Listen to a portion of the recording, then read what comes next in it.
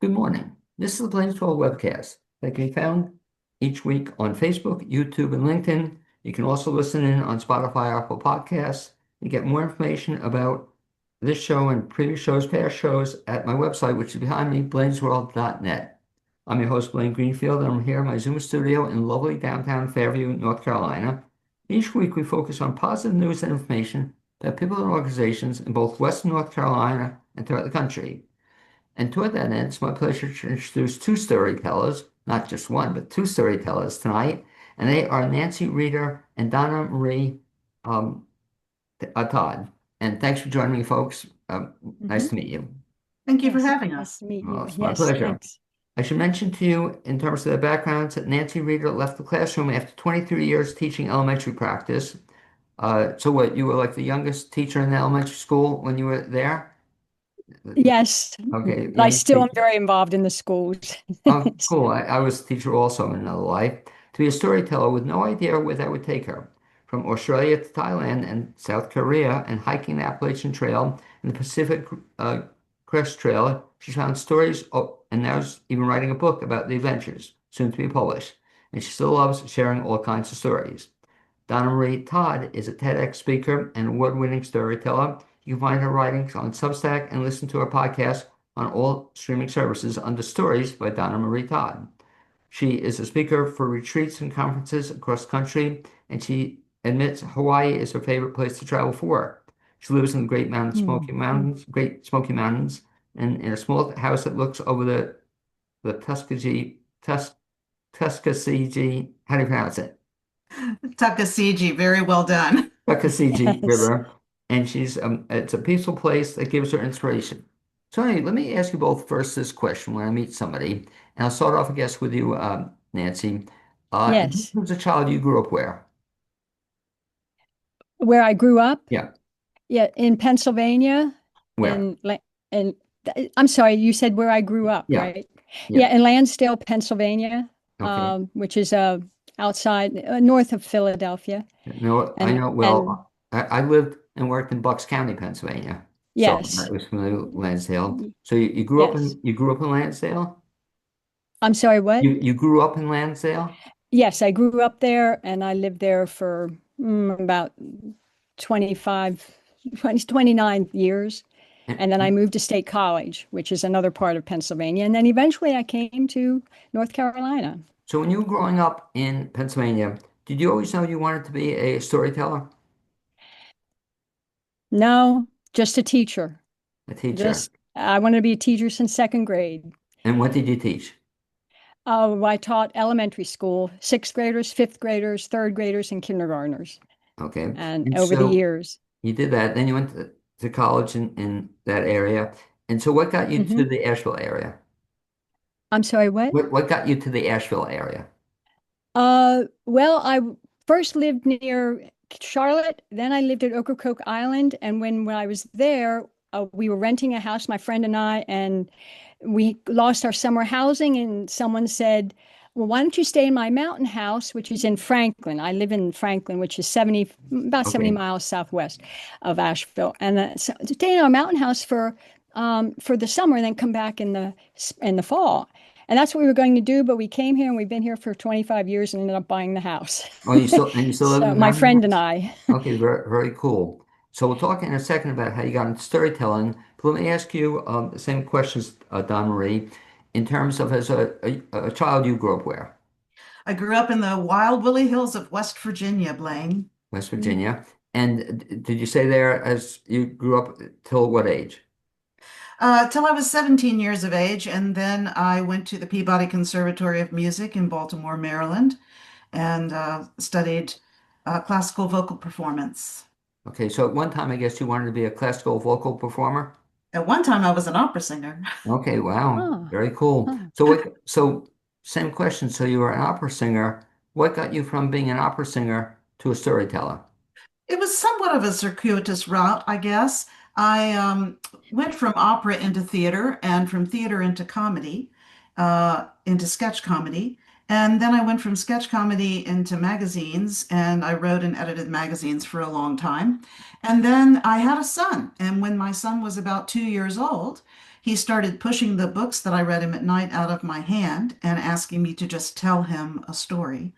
And Ah. I realized then that storytelling was extremely powerful, not only as an educational tool for children, but also as a way of sharing our deepest soul energies with one another. And I was bitten and smitten from that moment on, Blaine. Do you remember what the first story you told in terms of at a group other than to your son? Yes, it was a story of, it was from the Cherokee Indian Nation. I was too ignorant at that point to know that I should not be telling an indigenous story without being by. But it was a story about how the leaves actually volunteered to keep the insects over the winter and keep them safe after the mammals decided that they were too itchy to keep. And Mhm. it was a lovely little story. I can't believe you still remember that. Do you still remember the story? Oh, I still remember the story, and now I know that I'm not supposed to tell it. Well, since So you mentioned it, tell me how come you're not supposed to tell it? because indigenous peoples, Blaine, when they use storytelling in their culture, their storytellers are among the most revered members of their culture. And the stories are passed down from one storyteller to another. And only when you can tell the story with the correct geographical, biological information, spiritual information, are you allowed then by the master storyteller to become a person who tells that story? And it's an appropriation of culture to do otherwise, Is that to take true? the And, story. Yes, interesting. Is that true in other stories that people tell? I think so. Yes, I think we have to recognize that many of us, especially the three of us here, are from a white European background, and our stories come from all across Europe and the British Isles. And we don't think much about, for instance, telling the Brothers Grimm, Right. but only because the copyright on those has expired. So, if they hadn't, or if those were stories, sacred stories that were being passed down, like some of the stories that the storytelling Magids within the Jewish culture tell, then that would be a different story altogether. That would be Interesting. And let me ask you the same question, Nancy. Do you remember the first story you ever told? Well, it's probably Hansel and Gretel. When I was in second or third grade, there was a book event at the school, and that was what I wanted to read. It was a collection of fairy tales, and Hansel and Gretel stuck with me. And I always had my little dolls playing on on the steps going upstairs, and then I would teach them. And I was telling them that story, and so most likely I told them that story. Um, as far as when I really became telling stories, it was just a various folk tales and that kind of thing. I don't recall other than Hansel and Gretel of other ones that I told right in the beginning. Well, talk about then when you became, quote, a storyteller beyond, on a more serious nature. Do you remember the first story you ever told at a conference or at a workshop or a seminar of other storytellers? Ah, boy, I can't Well, even if remember. not then, do you remember when you said to yourself, Self, I'm going to be a storyteller? Did it just hit you at some time that you knew you wanted to do this? They were more personal tales at that point because I said something to myself which kind of led me to I ended my marriage and my teaching career at the same time to be a storyteller. And I said to myself, should I be so bold? And that led me to looking at my own story. And I know I was sharing parts of it with other people in the beginning, but I didn't do a whole lot of personal tales. But I have to give that more thought, though. Okay. Um, And it's the same question I'll ask then, Donna Marie. Do you remember the first time you ever told a story to other people? Yes, that was the Cherokee story, and Oh, that was, yeah. yes, and that was at a national conference. So, always do it big if you're going to do it, Right. Blaine. So You can put your foot in your mouth, do it in a large way. that's So, pretty impressive. It was the very first time you ever did it. You didn't do it for a few people. You did it at a national conference. What was the conference? it was an international biblical storytelling conference, and I also told biblical story while I was there. But given that I had such a background in performance, storytelling was a logical step for me in terms of being in front of audiences. So, um, Well, it's funny you said that because a good friend of mine's a storyteller. I won't necessarily mention him on the air, I'll mention him afterwards. But he had also tried acting and mm, doing theater stuff, and it found it wasn't for him because he didn't love memorizing the stuff. A lot of people don't do that. But one of the beautiful things, correct me if I'm wrong, about storytelling is I guess you don't have to memorize it unless you want to. I guess some people memorize the stories, but explain the difference, if you would, Donna Marie. I think the biggest difference, having done theater, opera, and storytelling, is that in storytelling, you're actually taking the words into your heart. Whereas in opera or theater, you're memorizing a text that has been performed by other people numerous times. And as a storyteller, you're really internalizing the story. If you don't know the words to your story, or especially the images of your story, and you get up in front of an audience, that's when you stumble over words because stories are not really words. Stories are images that we share with one another. I love how you said that because one of the beautiful things about hearing storytellers is they're not reading it, or very few people read it. I mean, I Right. guess you could, but it sort of defeats the purpose of it if you're It just does. reading something. So each time you're telling a story, I guess then it changes a little bit each time you tell the story. Well, so story is also an interactive process. In storytelling, there's no third wall like there is in theater. So the audience is part of the story. So it's important to tap into the energy of your audience and see what parts of the stories are they able quickly to see. And if on the other hand you see in their faces, we do not know what you are talking about, then you have to illuminate. You have to keep drawing the image and drawing the image until you can see on their faces, oh yes, now I get it. Now I know what you're talking about. And it's that interactive, symbiotic relationship between audience and storyteller that really jazzes me. That's what I do it for, frankly. I love that. And Yeah. talk also then, if you would, Nancy, about what Donna Marie just said, that in terms of coming up with a story, explain the process. I'm fascinated by it. That when you have a story you want to tell, do you write Hmm. it out or do you think it out or how does it become a reality? In the beginning, I would take a one of the 5x7 index cards and write out little phrases of the story, and put them in 3 or 4 columns on the card.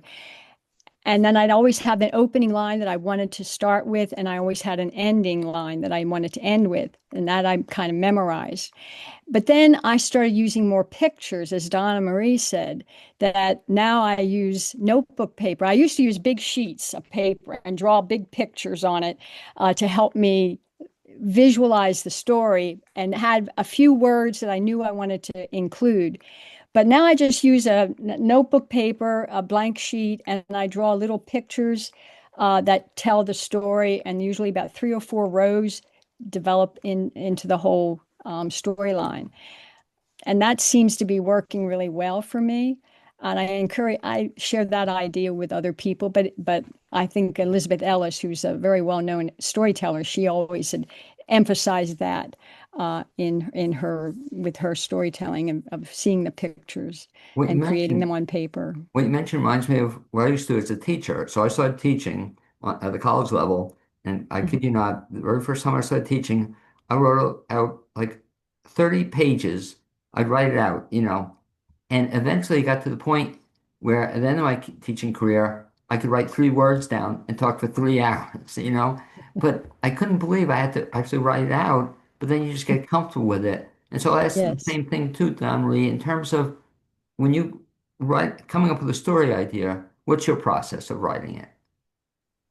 So my process of writing is actually begins with visualization of the story, seeing the characters and the setting in which they're gathered.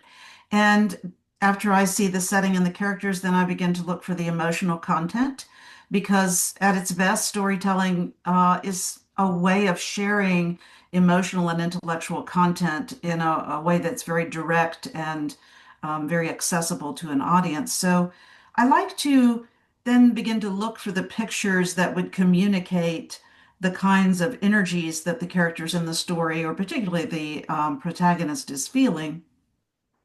And once I get those images together, then I think very much to your point, Blaine, as to how you would work your collegiate teaching and how Nancy would work with her sixth, fifth, third, and kindergartners. I think I got that right.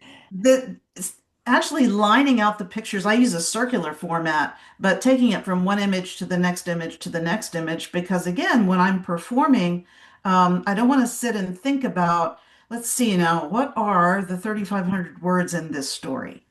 That's absurd. And if I were to do that, then I would be tripping over my own words and over my own tongue. But if I see the images in my mind and then I share them with you, and if I see that you got it, we go on. And if you don't, I expand, expand. That enables me to go from one image to the next image to the next picture to the next picture. Let And me then we ask get you, the story. Yeah. let me ask you this both in terms of the images you're talking about, the visualization.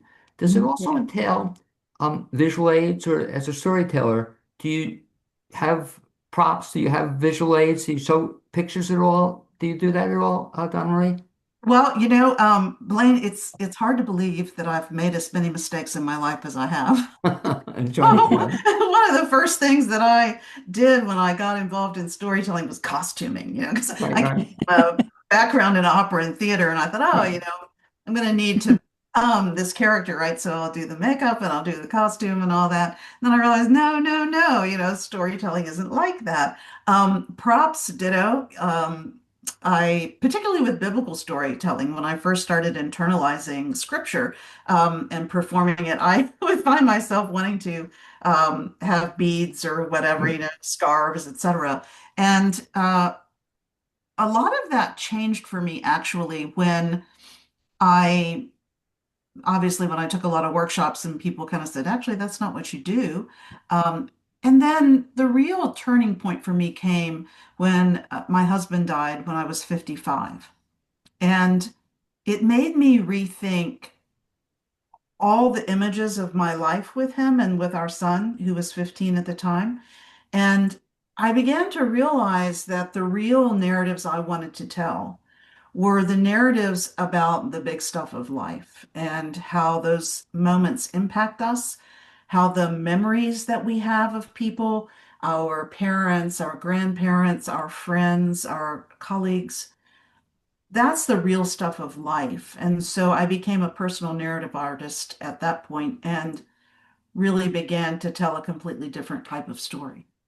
And same question. I'm fascinated by your answer there, Donna Marie. With Nancy, I'll ask the same question. Do you, in terms of telling stories, do you use any props or costumes or pictures you said you drew?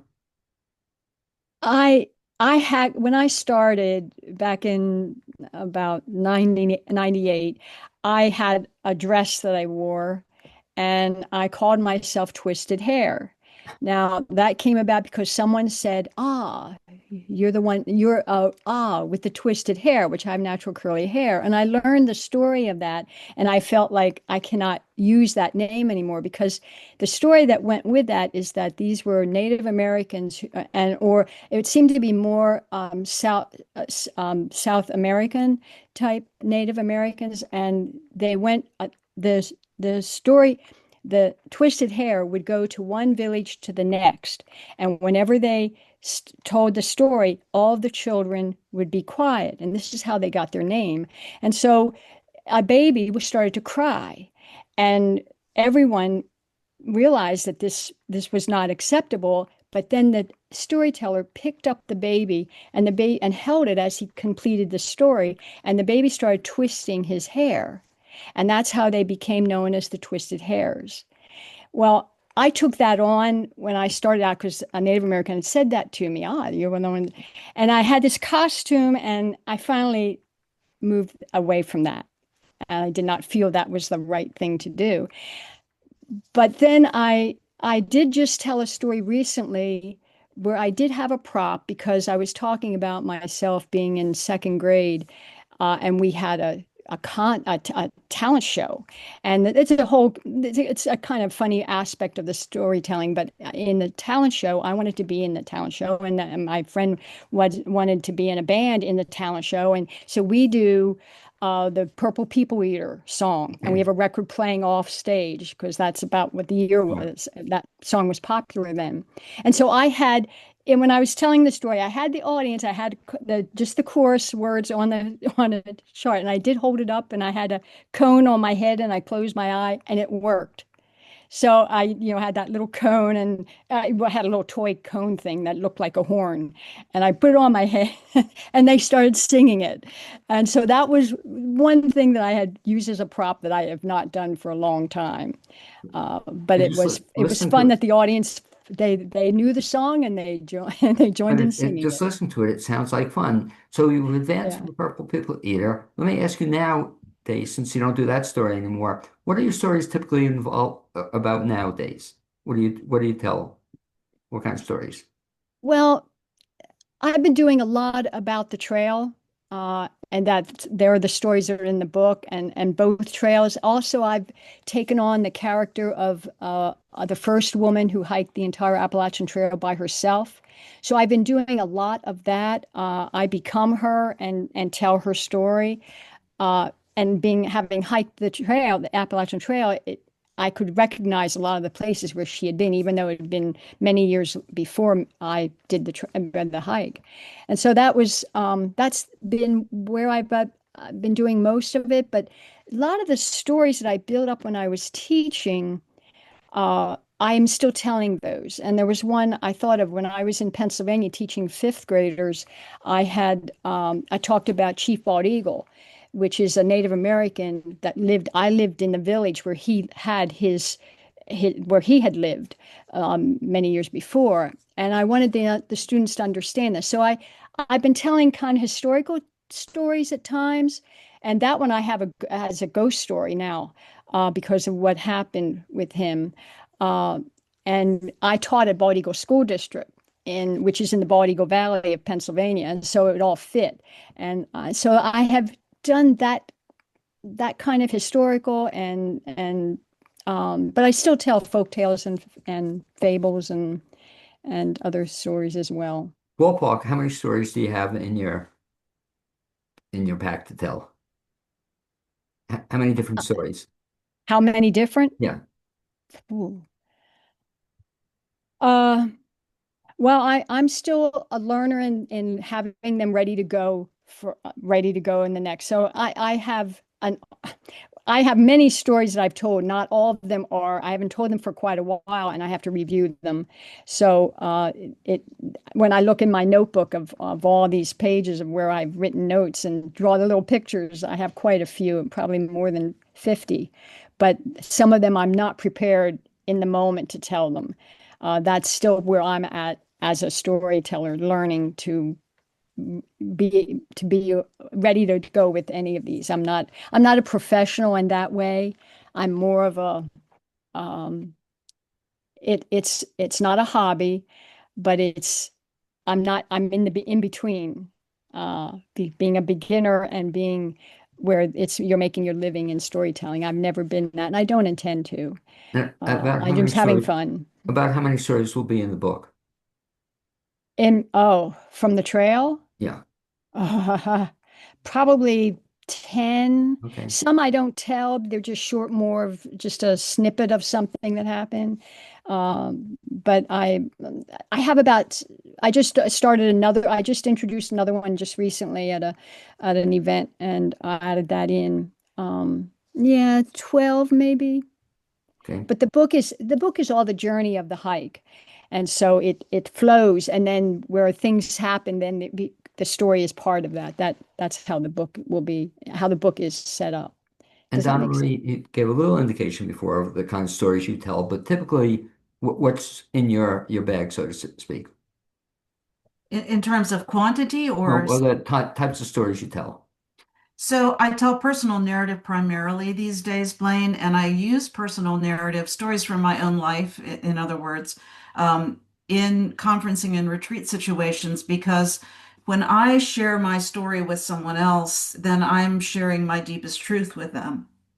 And then I model that kind of storytelling, and I engage them in telling stories in small groups of 6 to 8 people, no matter how many people are at the event, so that they begin to develop deeper relationship with one another. And I think while I have probably a repertoire of around 150 stories um, that are ready to go, because I do this all the time, the the evolvement of my stories is continuous because I write all the time and I podcast all the time. And so I'm very interested right now in short form. My latest podcast is just 3 minutes because our attention spans are very short and getting shorter by the year. So it's been a challenge to write very like tiny stories that way. It's The thing I love about what you said is in terms of the personal stories, in that at a retreat or a conference, I guess some people come to you initially and you hear the fact that they don't have a story to tell. Or is that what they think? I don't know. So, so the Asheville Storytelling Circle that's sponsoring the Tellabration at the Folk Arts Center this coming Sunday, Right. we have a T-shirt that says, "If you have a life, you have a story," and that is absolutely true. And each of us, when we begin to share our real stories, the stories about our real life, we become more authentic, more vulnerable, and stronger at the same time for having claimed the stories that are ours to tell. And I think, particularly in this time of great polarization and divisiveness in the United States, coming together to share our stories in the way that we're going to do at the Tellabration is a very important part of coming back together as community, remembering that there are things that we have in great common with one another, and that the love of others, the love of children, the love of learning, all these things are cross-cultural.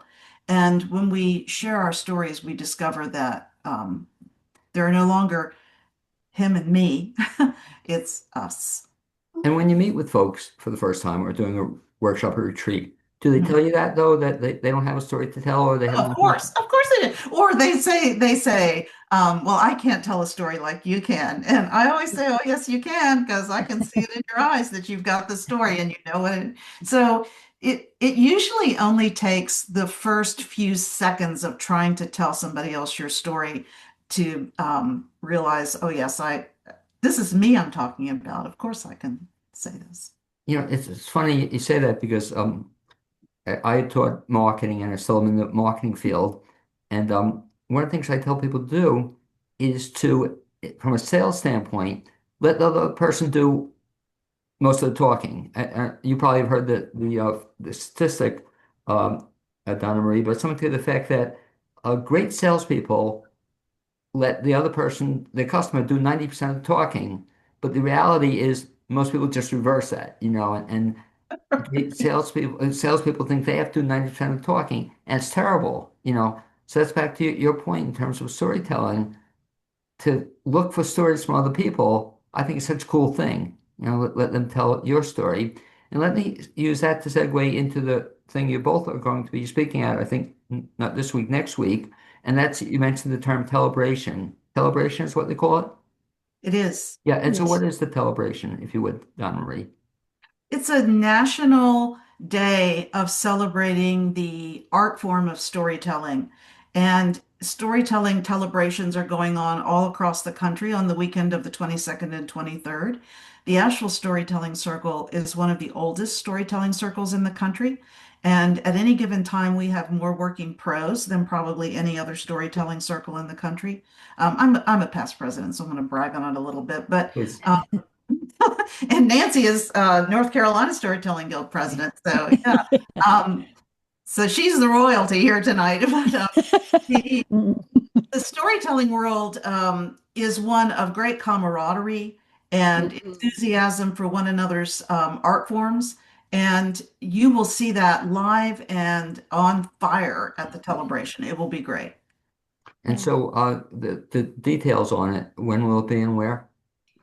It's at 2 p.m. on Sunday, the 23rd of November. So this coming Sunday, the 23rd. So The show starts this coming, right? It's coming up. coming Sunday. Yes. Yes, Okay. Yes. Yeah. yes. Next Sunday. Yeah, time to work. I'm sorry. Okay. It begins at 2 o'clock and runs until approximately 4:15, something like Hmm. that. It's at the Folk Arts Center on the Blue Ridge Parkway, which has a fabulous auditorium. A lot of people don't even Hmm. recognize that it does. And it's a wonderful opportunity to look at native crafts and the Hmm. crafts of the Southern Highland Guild and to hear the craft and the art of storytelling in a place that celebrates the folk arts. And so there'll be, I think you told me off there, there'll be, aside from the two of you, there'll be two other tellers that day. Yes, there will. Hmm. And who are they? Josh Goforth, who's a musician and a storyteller, and Dada. Okay. And that's interesting. So he's a musician, and his storytelling is through music. Yes. Oh, that's Hmm. interesting. But as an opera singer, your storytelling was never, you never sang a story? Oh no, I sing with my storytelling. What? I probably will not be telling a story that has singing in it on Sunday because Josh's thing is singing and music. And Hmm. so when you see, this is part of the etiquette of storytelling. Like, so somebody Yes. else is known as a troubadour of sorts, and singing has to be one of your things as well. Out of storytelling etiquette, you will not use music in your story. Interesting. And you Yeah. mentioned that because one of my favorite, I guess, singers was storyteller was Harry Chapin, because Oh, yes. told, Oh, told stories yes. through music. And so Yes. almost tearing Hmm. up just hearing about it, but it was Mm, so amazing. But right, he was a storyteller through music also. Is that how you would describe him? yes. Yeah, great stories. And so Nancy, I'll ask you, so you're going to be at this event coming up. Hmm. And so Yes. you're going to be one of the four storytellers, and you're Uh-huh. not going to be the one I'm disappointed on because I would have come to it then if you're doing the Purple People Eater one story. Not that one. I'm not No, doing that but there. you're not going to sing any other songs from the 50s and 60s? Not Uh, I don't think I have actually. okay. But Um, so okay. anyway, you mentioned to me also off there you had spoken at this conference before. The I'm sorry. you had been a speaker at the Tellabration before? Yes, yes, I Yeah. have. I told a ghost tale when I was there the last time, and so I'm not doing that this time. It's a folk tale from India and Pakistan, um, and I'm relating it to myself. It'll be That, fun. that must be very exciting to also speak with other. Do you enjoy speaking with other tellers? Oh yes, yes. Yeah. And you Uh, mentioned also, in addition to what you do, so you're president of what organization was this that you're it's the president? yes, it's the North Carolina Storytelling Guild. And we have about 140 members who are all over, not just North Carolina, but numerous states around North Carolina and even beyond a little bit too sometimes. And so, and we, our goal is to support all of our members and help them with whatever they need financially and we just had a festival a week ago and in Cary, and it was very successful, sold out every show, and it's been a lot of fun. So, Work too. I didn't realize how many. But Donna knows from being the president of the Asheville Storytelling Circle. It's a little more work than I thought it would be, but so if folks yeah. want to find out, I guess, about this organization, or if they're, especially if they're storyteller, this is a good organization for them to become part of. I don't know why They I'm should, having I'm trouble sorry, here. they should join. This is a good organization for them to join if they're into Yeah, storytelling. well, I'm a member of the Asheville Right. String Circle and the guild. Yes, people can certainly join. You don't have to be a storyteller to join, because there are a lot of people who love hearing stories, and Mm. so they want to be more aware of what's happening. And Um, how do people find out about the guild? How do uh, well, just Google North Carolina Storytelling Guild. It'll come up, and there's information of how you can get involved and be a member. And just North Carolina Storytelling Guild, NC Storytelling Guild. If you put in NC Storytelling, it'll okay. come up. And same And that's the question. best way. And people can contact me too. We'll talk And about we that in a have a second. great board that are all supportive. We have a Western region representative and an Eastern region representative who uh, connect with all the members throughout the year. And so it's been great. And Donna Marie, who is sponsoring the Tellabration? So the Tellabration at the Folk Arts Center on the Blue Ridge Parkway this coming Sunday is sponsored by the Asheville Storytelling Circle, Hmm. which is one of the oldest storytelling circles in the country and one of the most vital. And that show is from 2 until 4, or approximately 4, this coming Sunday afternoon, November the 23rd. And And Yes.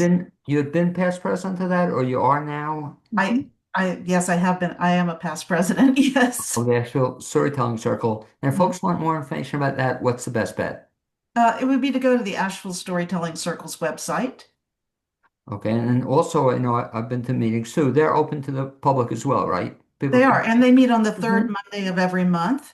And our meetings are open to the general public. You don't have to be a member to come and listen to stories. And storytelling is a very warm and inclusive world. So I invite anyone listening who's interested in storytelling, whether as a Hmm. listener or a teller, to just give it a shot and come out on the third Monday night at 7 p.m. and listen to some stories. and where are those Yes. meetings held? At the Friends Meeting House, Yes. the address is on the Sure. website. I don't know it by heart. No, Sorry. that's okay. I don't No, either. it goes Um, But there. And let me ask you both a final question, if I can then. So if mhm. folks are interested, the two organizations we mentioned, but if folks want to track you down or find out more about you, Don Marie, or get involved to seeing where you're going to perform or even ask you to tell stories, what's their best bet to find out about you? to go to my website, donnamarietodd.com, or to listen for me on podcast at Stories by Donna Marie Todd. You can also find me on YouTube. And Okay. probably Don the Marie best Todd, way and we should mention it's Todd, is that correct? ODD, and I Okay. have two first Huh. names, Donna Marie. Yes. Okay, you mentioned that. I Anyway, got it. And same thing too, Nancy. If folks want to track you down, what's the best bet? My website, nancyreader.com, and or Gmail, nancyjreader@gmail.com. Either way. Okay. I'm not big on Facebook and social media, but I'm planning on being more out there. Anyway, I'd like to thank you both for being my guests on this edition of the Blaine's World webcast. Also, hope the thing coming up this Sunday goes great for you. And I'd like to thank my producer, Cappy Tassetti, as well. And one of Mhm. these days, I'm sure we will bump into each other. Thanks, folks. thank you, Blaine. Thank you. Thank you so much, Blaine.